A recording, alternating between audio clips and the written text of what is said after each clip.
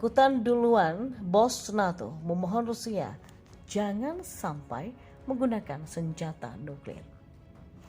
Ya, Sekjen Pakta Pertahanan Atlantik Utara atau NATO Jens Stoltenberg mengecam ancaman nuklir oleh Rusia. Setelah mantan Presiden Rusia Dmitry Medvedev memperingatkan aliansi militer Barat itu bahwa kekalahan Moskow di Ukraina dapat memicu perang nuklir. Resiko menggunakan senjata nuklir memang rendah, tapi retorika nuklir Rusia sama sekali tidak bertanggung jawab. Itu berbahaya. Rusia harus tahu bahwa perang nuklir tidak akan pernah bisa dimenangkan dan karenanya tidak boleh dijadikan perang, kata Stoltenberg dalam wawancara dengan Harian Welt pada Rabu 25 Januari 2023. Stoltenberg menegaskan bahwa NATO akan terus mencermati apa yang dilakukan oleh Rusia dan bereaksi jika diperlukan. Tapi bahkan jika kita membiarkan Rusia memeras kita dengan retorika ini, maka dunia akan menjadi lebih berbahaya. Kemudian Rusia akan terus memunculkan ancaman nuklir ini ketika ingin meraih sesuatu. Ya, sejak Rusia menginvasi Ukraina hampir setahun lalu pada 24 Februari, Medvedev berulang kali mengangkat ancaman serangan nuklir. Kekalahan negara-negara nuklir dalam perang konvensional dapat memicu perang nuklir, kata Medvedev yang menjabat sebagai Wakil Ketua Dewan Keamanan Presiden Rusia Vladimir Putin dalam sebuah unggahan di aplikasi pesan Telegram. Negara-negara nuklir tidak akan pernah kalah dalam konflik besar yang menjadi sandaran nasib mereka, kata Medvedev. Kremlin pun segera mendukung pernyataan Medvedev itu dengan mengatakan bahwa pernyataan tersebut sepenuhnya sesuai dengan prinsip-prinsip Rusia. Doktrin Moskow mengizinkan serangan nuklir setelah agresi terhadap Federasi Rusia dengan senjata konvensional mengancam keberadaan negara itu. Perancis menepis NATO sedang perang dengan Rusia. Ya, fakta bahwa Amerika Serikat yaitu AS, Jerman, dan beberapa negara NATO lainnya mengumumkan mereka akan memasuk Ukraina dengan tank tempur canggih tak berarti aliansi sedang berperang dengan Rusia. Itu disampaikan Kementerian Luar Negeri Perancis. Komentar itu muncul sebagai bantahan terhadap pernyataan Menteri Luar Negeri Jerman Annalena Baerbock di Parlemen Eropa pada awal pekan ini bahwa Barat termasuk Uni Eropa sedang berperang dengan Moskow. Kami tidak berperang dengan Rusia dan tidak ada mitra kami, kata jubir Kementerian Luar Negeri Prancis Anne-Claire Legendre pada hari Kamis seperti yang dikutip oleh FVP pada Jumat 27 Januari 2023. Ya, pengiriman peralatan militer bukan merupakan perang bersama, ujarnya. Sehari sebelumnya, Washington telah mengumumkan akan mengirimkan lebih dari 30 tank tempur M1 Abrams kepada Kiev, sedangkan Berlin mengatakan akan menyumbangkan lebih dari selusin tank tempur Leopard 2 dan tidak menghalangi Polandia dan anggota Uni Eropa dan NATO lainnya yang ingin menyerahkan tank serupa kepada Ukraina.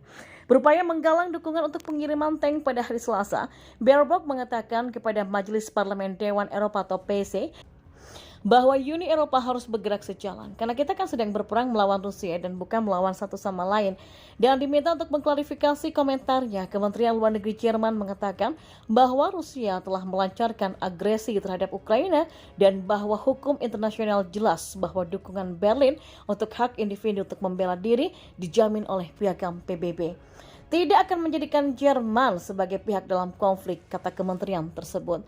Dan pada hari Rabu, Perdana Menteri Perancis Elisabeth Borne mengatakan kepada parlemen di Paris bahwa pemerintahnya melanjutkan analisis atas proposal untuk mengirimkan tank Leclerc ke Ukraina. Perancis telah menjanjikan kepada Kiev sejumlah tank ringan AMX-10 pada awal bulan ini. Sementara itu, Menteri Luar Negeri Perancis Catherine Colonna mengunjungi Ukraina pada hari Kamis bertemu dengan Menteri Luar Negeri Ukraina Dmytro Kuleba di Odessa. Nah, untuk menunjukkan dukungan jangka panjang Perancis dan menilai kebutuhan mendesak Ukraina di sektor kemanusiaan dan militer untuk memberikan tanggapan yang nyata, bunyi siaran pers dari Kual di Orsay. Terungkap sudah perusahaan China diam-diam mengirimkan bantuan ke Rusia. Sejumlah perusahaan China disinyalir memberikan bantuan tidak mematikan kepada Rusia untuk digunakan. Sejumlah perusahaan China disinyalir memberikan bantuan tidak mematikan kepada Rusia untuk digunakan dalam perang Ukraina. Hal meningkatkan keprihatinan para pejabat Amerika Serikat tersebut, diungkapkan sumber yang mengetahui masalah itu kepada Reuters pada Selasa 24 Januari 2023. Apa yang kami lihat adalah bantuan militer dan dukungan ekonomi yang tidak mematikan, yang menghentikan penghindaran sanksi secara besar-besaran, kata sumber itu yang berbicara dengan syarat anonim. Adapun Amerika Serikat telah memperingatkan pemerintah China tentang konsekuensi jika memberikan persenjataan kepada Rusia untuk digunakan melawan Ukraina. Pejabat Amerika Serikat memandang aktivitas saat ini sebagai hal yang memprihatinkan dan meyakini bahwa ini adalah versi yang diperkecil secara signifikan dari rencana awal RRC atau Republik Rakyat China, yaitu menjual sistem senjata mematikan untuk digunakan di medan perang. Tidak jelas apakah pemerintah China mengetahui aktivitas tersebut. Yang jelas pejabat Amerika Serikat menghubungi otoritas China lewat saluran diplomatik, kata sumber itu. Kami akan terus mengkomunikasikan kepada China implikasi dari pemberian dukungan material untuk perang Rusia melawan Ukraina, kata jubir Gedung Putih Karine Jean-Pierre. Juru bicara Departemen Luar Negeri Amerika Serikat Ned Price mengatakan Washington telah sangat jelas dengan China tentang implikasi penyediaan bahan untuk mendukung perang Rusia di Ukraina, meskipun ia menolak untuk mengkonfirmasi laporan tersebut. Ya, tetapi kami akan khawatir jika kami melihat tidak adanya RRC sendiri yang terlibat dalam hal ini, tapi juga perusahaan China, perusahaan RRC yang melakukan ini, kata Price.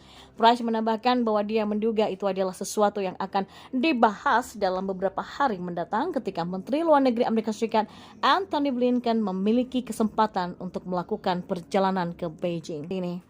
Ya, Kepala Staf Umum Militer Rusia Jenderal Valery Gerashimov mengatakan Rusia modern tidak pernah menghadapi intensitas permusuhan militer sebesar saat ini, sehingga memaksa Moskow menggelar operasi militer untuk menstabilkan situasi.